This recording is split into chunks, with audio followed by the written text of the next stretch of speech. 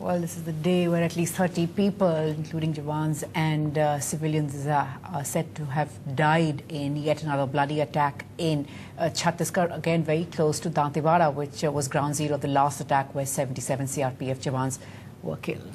The Home Minister Chidambaram has spoken about that attack. He said that he has a limited mandate since the mandate is chosen as a collective wisdom of cabinet. He's also talked about revisiting tactical operations against Naxals. Speaking to NDTV exclusively, Mr. Chidambaram also said that all chief ministers were actually in favor of using air power against the Naxals, something else that had been shot down.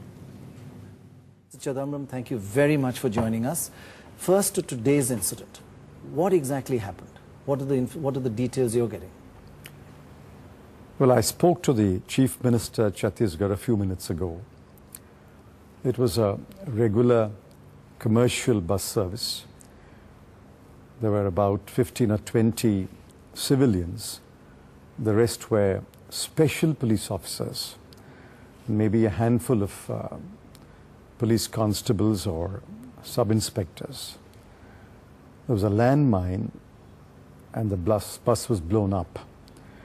So that's what he told me. So is it your assessment that they were actually targeting civilians this time and not specifically the Jawans only? I don't think they make a distinction between central police forces, state police forces, SPOs or civilians.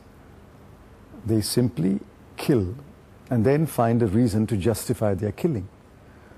Over the past weekend, yesterday and day before, in 4 states, the Naxals have killed 12 people, all civilians, and named all of them police officers, police informers. Informers, yes. But to the wider question of an anti-Naxal policy for the government that you represent, you know as well as anybody else, because you've been at the receiving end of some of these rumblings from within your own party, for example, Digvijay Singh raising questions in a signed article in the Economic Times, that there doesn't appear to be a political consensus on this issue, not even within the UPA. Has this, in a sense, tied at least one hand of yours behind your back as you deal with the Naxals? We have always had a policy, and I was always clear about what the policy was. The Prime Minister was quite clear in his mind, and I think he spoke about it at the Panchayat Raj conference a couple of weeks ago.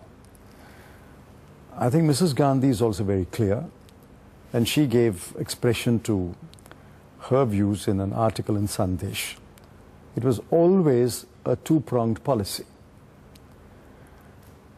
But I concede that some discussion in recent weeks may have weakened one of the 2 prongs. The security prong, well, clearly. Yes. Now, that debate is inevitable in a democracy.